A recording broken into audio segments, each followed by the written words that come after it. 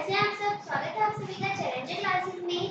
तो आज हम करने वाले हैं प्रश्न उत्तर। आप सबको याद होगा पिछली कक्षा में हमने किया था कक्षा 6 का पार्ट 2 जिसकी लेखिका है कृष्णा सोरठी। तो हम आज उसी के प्रश्न उत्तर पर बातचीत करने वाले हैं। ठीक है, चलिए स्टार्ट करते हैं।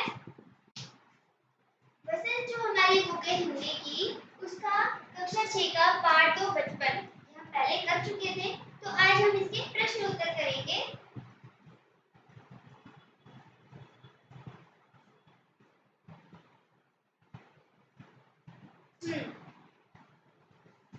इसमें हमारा पहला प्रश्न है, हम उन्हीं प्रश्नों पर बातचीत करेंगे जो आपके लिए महत्वपूर्ण है। ठीक है, ठीक है, जो पाठ के अंत में दिए होते हैं और जो आपके लिए महत्वपूर्ण है, परीक्षा से जुड़े हैं, हम उन्हीं प्रश्नों पर बातचीत करेंगे।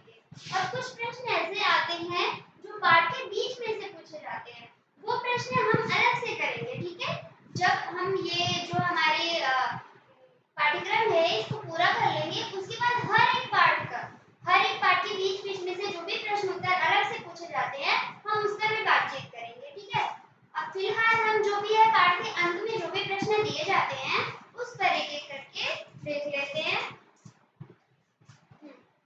जो पहला प्रश्न हमारा, लेखिका बचपन में इतवार की सुबह क्या क्या काम करती थी। क्या कह रहा है ये कि लेखिका जो है हमारी वो बचपन में अपने इतवार की सुबह क्या क्या काम करती थी। देख लेते हैं कि जो हमारी लेखिका है ये हमारा उत्तर नंबर 1 है। ठीक है, बचपन में इतवार की सुबह लेखिका अपने मोजे धोती थी। पाठ में क्या दिया गया था कि जो लेखिका है उसके यहाँ मतलब लेखिका के यहाँ नौकर चाकर घर का सारा काम करते थे। कपड़े धोने का काम कौन करता था? नौकर चाकर। लेकिन उनको हर इतवार को क्या है अपने मोजे जरूर धोने पड़ते थे, ऐसा उनके यहाँ नियम था, है ना। तो बचपन में इतवार की सुबह लेखिका अपने मोजे धोती थी, फिर जूतों पर पॉलिश करके उसी कपड़े या ब्रश से रगड़कर क्या करती थी? चमकाती थी। पहले अपने मोजे धुलती थी, उसके बाद अपने जूतों को क्या है ब्रश या कपड़े से रगड़कर चमकाती थी। ठीक है, अगले प्रश्न पर बात करते हैं। अगला प्रश्न देखते हैं क्या कह रहा है। प्रश्न नंबर 2, तुम्हें बताऊंगी कि हमारे समय और तुम्हारे समय में कितनी दूरी हो चुकी है। ये जो वाक्य है ये हमने पाठ में पढ़ चुका है। ठीक है, ये वाक्य हम पाठ में क्या है पढ़ चुके हैं।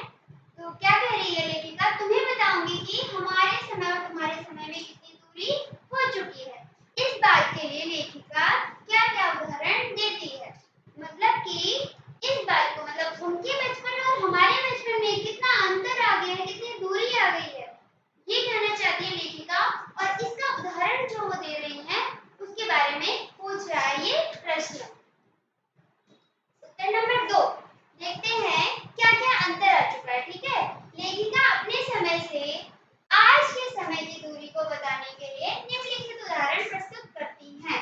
उन्होंने कुछ उदाहरण बताए थे जब हमने पाठ पढ़ा था ना, तो उसमें कुछ उदाहरण बताए थे उन्होंने कि उनके बचपन में क्या क्या चीजें मिलती थी और हमारे बचपन में क्या क्या चीजें मिलती हैं। ठीक है, जैसे नंबर क है, तब उन दिनों रेडियो और टेलीविजन की जगह कुछ घरों में ग्रामोफोन होते थे। उनके बचपन में क्या है कुछ घरों में ग्रामोफोन मिलते थे और अब हमारे बचपन में जो है रेडियो टेलीविजन। और अब जो हमारे से बाद वाले बच्चे हैं उनके बचपन में क्या है रेडियो भी कहीं गायब होता जा रहा है। टेलीविजन और मोबाइल फोन ज्यादातर आज जो है बचपन में बच्चों को क्या मिलता है, टेलीविजन और मोबाइल फोन ज्यादा देखने को मिलता है ना। नंबर ख, पहले कुल्फी होती थी।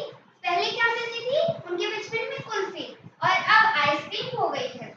कचौड़ी समोसा अब पैटीज में बदल गया है। अब आजकल के बच्चे क्या है कुल्फी नहीं आइसक्रीम खाना पसंद करते हैं और क्या है कचौड़ी समोसा की जगह पैटीज की मांग करते हैं ना। नंबर ग, फालसे और खसखस। फालसे और खसखस के शरबत मतलब जो फल और फ्रूट हैं फल, उनके शरबत की जगह इनके स्थान पर क्या है कोक और पेप्सी ने ले लिया है। जैसे शीतल पेयों ने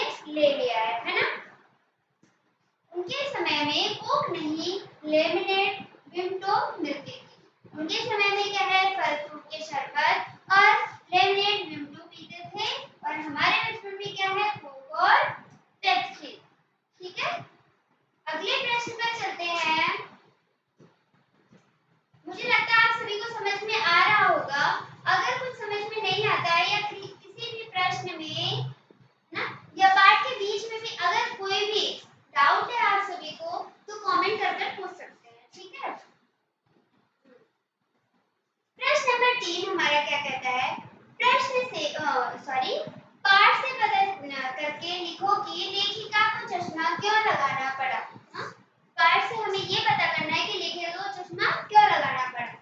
चश्मा लगाने पर उनके चचेरे भाई उन्हें क्या कहकर चिढ़ाते थे, और जब उन्होंने चश्मा लगाया था तो उनके चचेरे भाई ने उनको क्या कहकर चिढ़ाया था, इस पर बात करेंगे। ठीक है, उत्तर नंबर 3।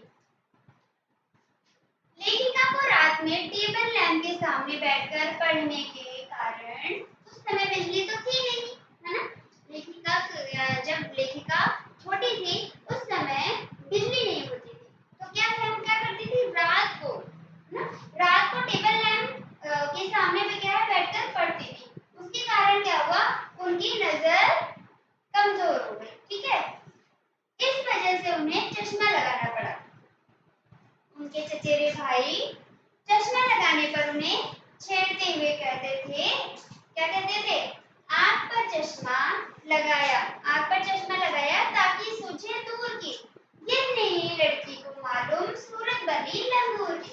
मतलब आंख पर उन्होंने चश्मा लगाया ताकि उनको दूर की दिखे, लेकिन लड़की को ये नहीं समझ आ रहा है कि क्या उनकी सूरत लंगूर जैसी दिख रही है। ठीक है, यह कहकर उनके चचेरे भाई उनको चिढ़ाते थे। अगले प्रश्न में बात करते हैं, प्रश्न नंबर 4। प्रश्न नंबर 4 है हमारा, लेखिका अपने बचपन में कौन कौन सी चीजें मजा ले खाती। मजा ले लेकर अपने बचपन में कौन सी चीजें खाती थी, उनमें से प्रमुख फलों के नाम लिखो। हमें उन फलों के नाम बताने हैं जो लेखिका अपने बचपन में मजे से खाती थी। ठीक है, उत्तर नंबर 4। लेखिका बचपन में चॉकलेट को बड़े मजे से खाती थी। आप सबको याद होगा जब हमने पाठ पढ़ा था, है ना। चॉकलेट क्या है, उनको हर हफ्ते में सिर्फ एक दिन वो लोग चॉकलेट खरीद सकते थे। ठीक है, तो लेखिका बचपन में चॉकलेट को बहुत मजे से खाती थी। उनको क्या है, सप्ताह में एक बार चॉकलेट खरीदने की छूट थी, है ना। लेखिका चॉकलेट को साइड बोर्ड पर रख देती थी, फिर बिस्तर पर लेटकर मजे से खाती थी।